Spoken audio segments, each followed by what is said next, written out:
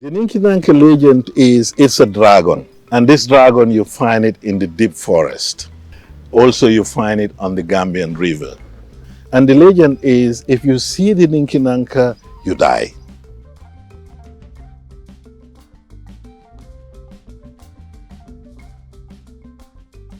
Hello from my Gambia. Today we are going to talk about responsible tourism, its meaning and opportunities Gambia has to offer to visitors coming here. And we cannot think of a better person to discuss this topic with other than Mr. Adama Bah. Mr. Bah, it's an honor to have you. Thank you very much. You have been deeply involved in the hospitality sector of the Gambia.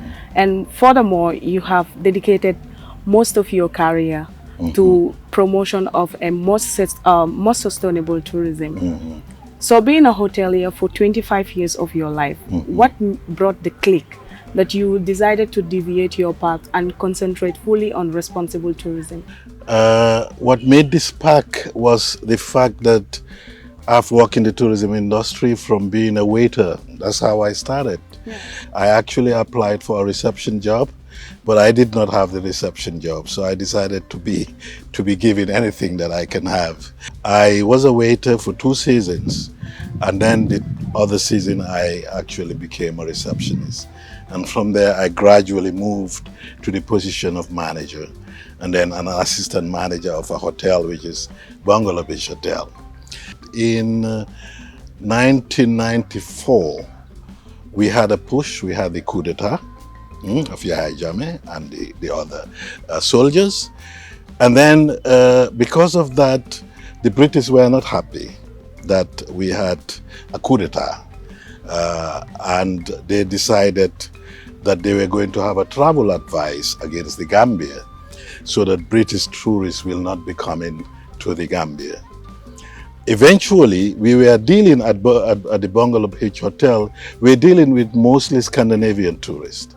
Eventually, the Scandinavians also followed the British travel advice and put in a Scandinavian travel advice, which meant that none of the tourists will be coming because they've said Gambia is dangerous to come to. Now, when that happened, most of the hotels closed down. That was a real wake-up call. I was also responsible for all the staff. Can you imagine? It was in November when the season just started, and we have just employed our staff after staying out for 6 months without job. And then this travel advice came in November, and then we were also to go back to our staff and tell them we're going to retrench you. It was a terrible situation. You can agree with that. Yeah. And because that happened, I actually talked to few of the personnel managers of few hotels and said, I think we needed to do something. You know, we can't just be onlookers of this situation. Maybe we should go back to the British ambassador or the Scandinavian representative here and talk to them about the situation. And we organized ourselves, and then eventually we did that, and eventually the travel advice was rephrased, meaning that it was favorable for the Gambia for tourists to start coming. I was really concerned about the way tourism was going. If a country can actually give an advice and then the whole tourism stops in our country, and our country is becoming more and more dependent on tourism, my argument was then this economic factor is not very sustainable for us as a country. And we have to take a deep look of tourism itself. And after that, of course, a lot of those who were part of us Gambia Tourism Concern, because the season started again, everybody went back to your work. So that was not a consideration. But I decided to start up a small NGO called Tourism Concern. And when I started the Tourism Concern, we started to campaign seriously about sustainable tourism. I decided, therefore, to resign from my job. And through that NGO, I came across other organizations because other organizations in Europe were also campaigning for sustainable tourism. VSO, which was based here, the volunteering service overseas, which is VSO, engaged me to look at the issue of sustainable tourism as a consultant, because they were also campaigning against a tourism where people just come but not much money stays in the country. I work with them and they engage an organization called Tier Fund to do a research on how much money stays in destinations where British tourists travel to. They came to the conclusion that out of every £1, only 10 pence stays in the destination. And therefore they thought it's worthwhile to do a massive campaign on sustainable tourism and involve the consumers who are the tourists coming to these destinations. And it was through that relationship they started inviting me to give big speeches in London and other places about what sustainability is all about. They also, the UN was also organizing a big session on sustainable tourism for the first time. And they sent me to the United Nations as the voice of the South to talk about what sustainability means for us in tourism. So I was happy to shift from being a worker in a hotel to doing more challenging things within the tourism industry. So that's how I started. That is quite amazing. Yes. So what would you highlight as the downside of mass tourism, and how is responsible tourism solving this problem? Yeah, mass tourism per se, if you utilize it for a good cause, it can be made good. Let's put it that way. You cannot generalize it. Because if you have many tourists coming into this country, and then we are able to link our agricultural production to what tourists will consume, that is good. What is bad is if you are importing everything for the tourists to consume, because a lot of the things in our in our case in the Gambia, you go to hotels still, I mean, they cook things that are imported. So if you cook spaghetti bolognese, you have to import all the spaghetti. But if you are going to cook benachin or you cook domoda, you use our own ingredients. So therefore, I came, when I started, I must reveal this to you. When I started, I was against anything that is big, mass tourism. We were fighting heavily against mass tourism. But what brought the change of perception is when I was running a project here called Gambia is Good. Because I managed to get funding, we managed to get funding with Concern Universal. When I was working with them, we managed to get funding from the DFID, which is British-based development organization. And we got money to start an agricultural production, help the women in growing the vegetables, help them to make sure that they are quality vegetables, and also go and buy from them and sell to the hotels. This was Gambia is Good. And I discovered if we sell to a small hotel which is considered sustainable, nice, even they may have a garden to make it more sustainable of their own, we sell very little. But if we sell to Senegambia Hotel, which has over 300 rooms and over 600 people living there, we sell a big amount. The lesson I got from there is if we organize tourism in such a way that they use local products, they see, they buy, they go to places within the country, they buy our local products, they do our excursions, they buy our craft, then we can make tourism better because the people will earn from tourism. It seems like your mission is to educate and create more sustainable movement towards the hospitality sector. Well, towards every sector in the tourism industry. Okay, so what would do you see any change of behavior from your audience, because you have done a lot in transferring your knowledge to people like students of iTalk and international volunteers and so on? Do you see any change of attitude? The world is moving. Yeah. The world is moving, and there is a big push from consumers, from the tourists themselves. Because of that push, companies are changing in their attitudes. You now have more of these tour operators saying, I am a responsible business. trying to do it this way. Or I am a sustainable business, I'm trying to do it positively. That is changing. That has not been the case when we started. When we started, I started our campaign in around 99. I went to the United Nations 99 when you had the Commission for Sustainable Development, we call it CSD 7. That was the time I went to the United Nations. After that, I came back and I was doing a lot of campaign with the European Tourism Network, 10. And this European Tourism Network, we are working very closely so that we can help to educate the consumers even before they come to the destination. And that helped a great deal in actually raising awareness what the issues are within the destination. The Gambia has great potential in the development of responsible and community-based tourism, since the people are the reason why many visitors are coming to the Gambia and are impressed. They feel highly welcome and they are impressed by the country itself. I guess this is the reason why the idea of the Linkinanka Trail came.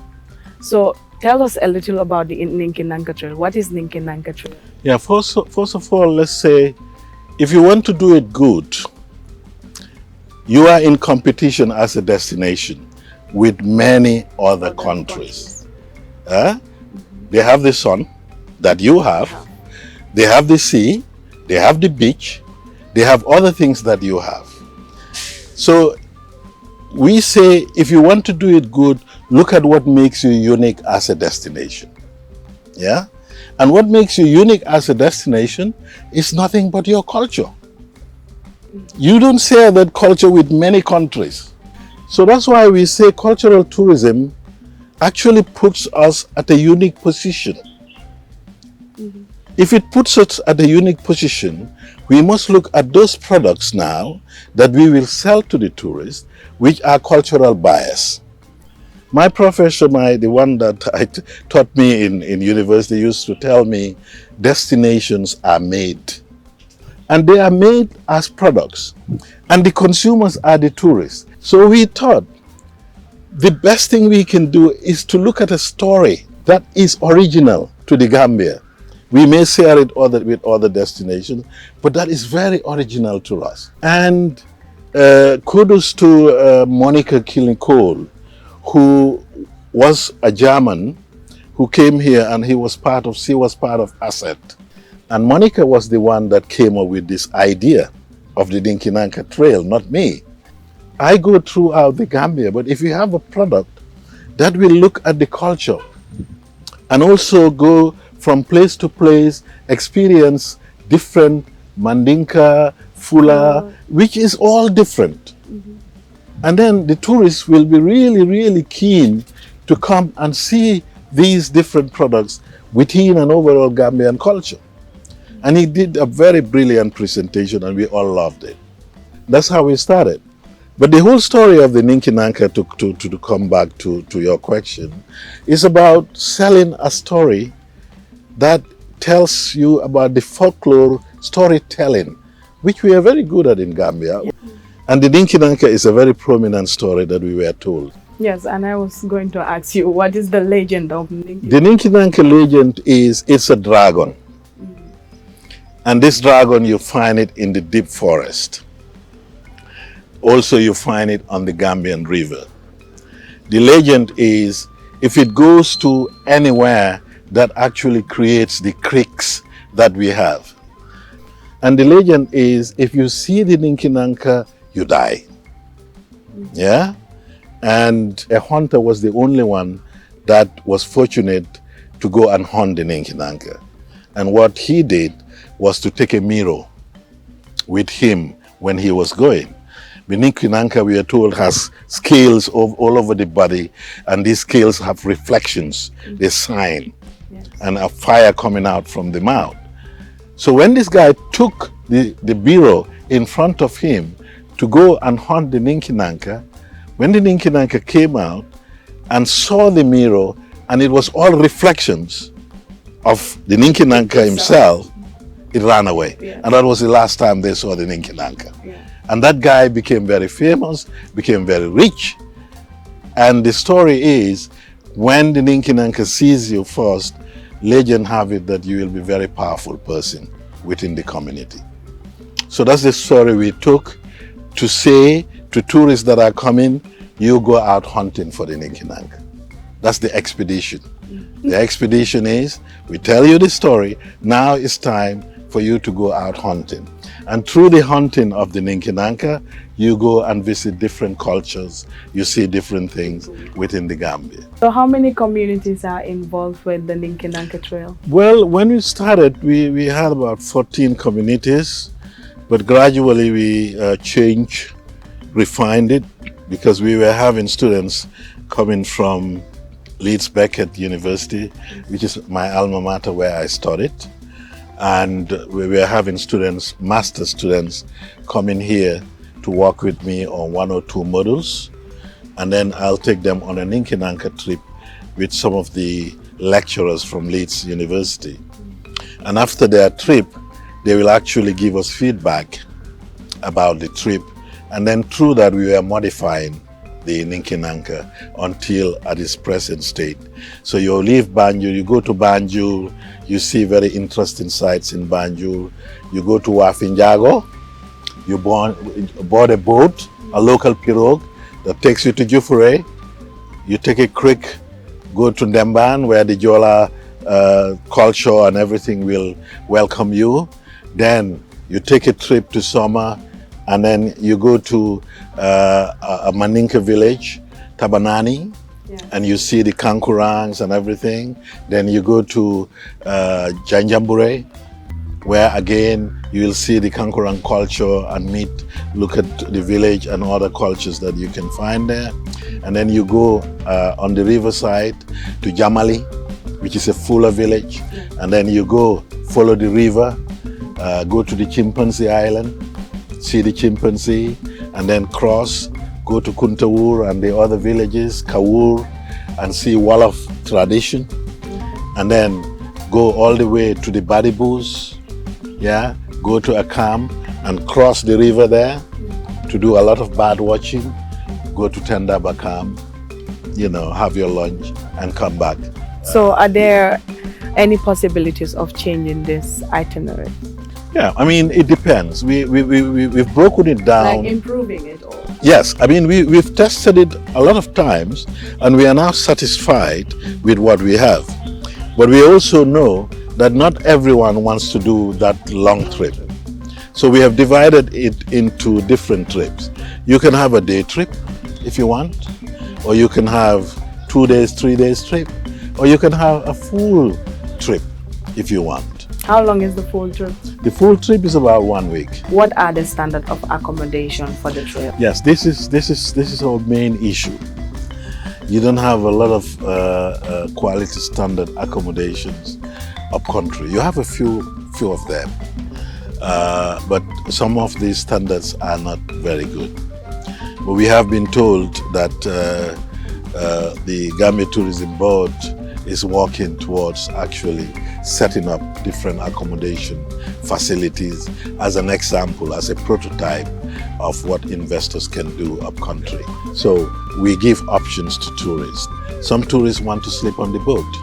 We provide that. And some tourists will like to sleep on board. They enjoyed it.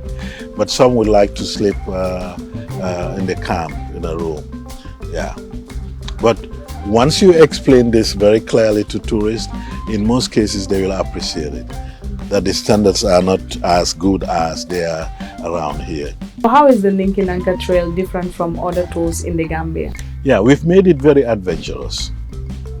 And we've made it as you are the one who is looking out to get something. Because we've studied it very well. And we made it directly to relate to our story, which a lot of the excursions do not have.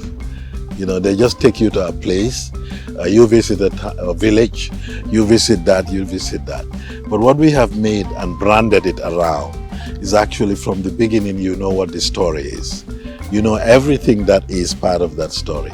And you are out there now to discover the story by yourself. So that makes it more adventurous. And then you will follow the story so that for every experience, you have a bit of that story. that you can experience. And then also we have a guide that is very knowledgeable about the trip. That is the difference. That is the big difference, because a lot of the guides, they will take you from place to place, but they will all repeat the same thing. This is Gambia, in a Gambian village, blah blah blah blah blah. But we go deeper. We go deeper to show the real culture. We also show other things. But apart from that, in terms of responsibility, we inform the tourists how to behave when they go on the trip. We have worked with the communities where they visit to set up what we call cultural guidelines, like we did that with Ndemban. So that Ndemban, the people of Ndemban themselves, tell us what is sacred about their village. How do they want tourists to behave when they come to their villages? What do they want and what they don't want tourists to do when they're in their villages? In the same way, we talk to tourists. We've spoken to our students that came from Leeds, asked them, what did you find not very good within the village setup? Some will tell you there was a bit of a hassle, from villagers. Some will tell you, I don't really like the children following me all the time. I like children, but not the way they do it. Some will tell you, oh, they're begging, I don't like that. So we take that into consideration and educate the villagers about what tourists would like when they come.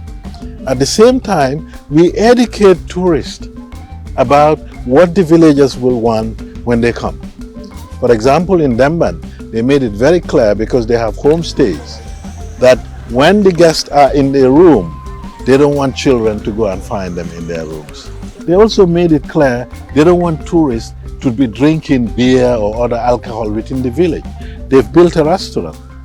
They made it clear how women tourists should dress, or even how male tourists should dress within their villages. So we communicate this to the tourists so that they know what to expect. And this makes it very different from any other tour that you can go on to. Yeah, and in remote places in the Gambia, tourism is mostly concentrated on specific places and areas. Yeah. So what is the reaction of communities that have been part of this project, and what is the benefit that is bringing to them? Yes, I mean, we have not started per se selling linkinanka, but we have engaged with the communities, because we thought the first thing you do is actually bring awareness that they're going to meet these people, and just as I described what they want. But the idea is, apart from that, there should be economic benefit to the community. In Ndemban, it is simple, because they've built some accommodation where we pay directly, and the breakfast and lunch, everything is done by the villagers. So they are benefiting in that. Secondly, we ask every tourist coming on an linkinanka trip to contribute something for community development. And we work with the community to identify what their priority needs are. For example, if it is water they need, we'll ask the tourists to contribute towards that. And that becomes part of the fee the tourists will pay to us. And then that is given to the village development committee for a particular project they have identified. So that's the way it is formulated, so that the community can actually benefit from tourism after the guests have left. Yeah, so let's talk about the River Gambia a bit. Most of the time it is well utilized, but again it is unspoiled. How is the Linkinanka Trail incorporating the River Gambia, and what other ways can it be utilized, of course in a more sustainable way? Yeah, anywhere you have tourism, I mean, and you have a river, normally, apart from the Gambia, of course, normally they utilize the river for tourism business very well, but we have not. And that probably is a blessing in disguise, because in other countries I've visited Kerala, Egypt, and all the Nile and everywhere where I've seen them using their river, but the problem is pollution. Everything is thrown back to the river. But we fortunately don't have that. So we call our river virgin. It's underutilized, really. And it's clean. You don't have plastic everywhere. You have mangroves. Beautiful. Environment, beautiful. But we think we must try to utilize it in a way that it also benefits the people that live along the river. And tourism is not utilizing it much. And that's why we brought the Linkinanka Trail into it.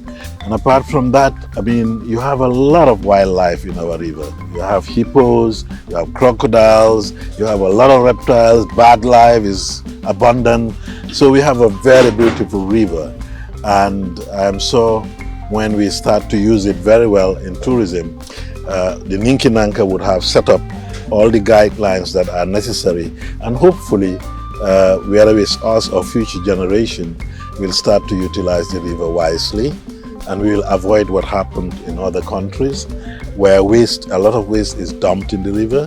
So for the tourists that can't wait to encounter the Linkinanka Trail, where can they book this trip? We would have started, but because of the COVID, we could not. Okay. But hopefully we are working very, very well. We've set up an NGO called Linkinanka Encounters. All of us that love the Linkinanka, some of the students that we are coming on the Linkinanka, friends of the Linkinanka, and you can go to our website, the Linkinanka Encounters.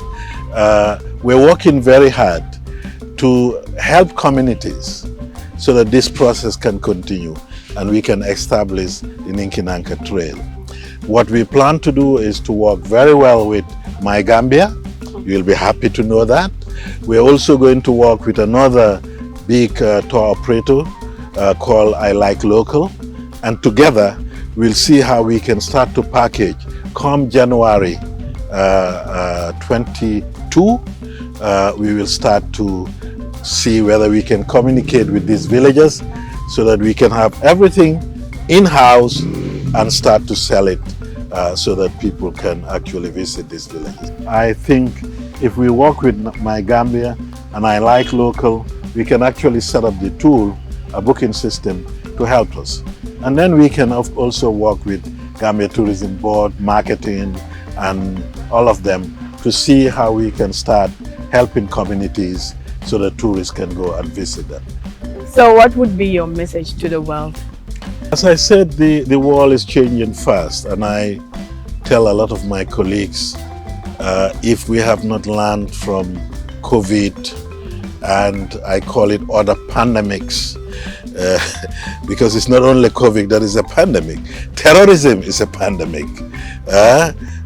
Climate change, we are destroying the environment. It's a pandemic. It affects the whole world, So if we don't start changing our ways and try to do things that will actually make sure that people do not live in abject poverty as we are in our countries, we can help reduce that poverty by tourism playing its part so that people who are poor can actually have income from tourism.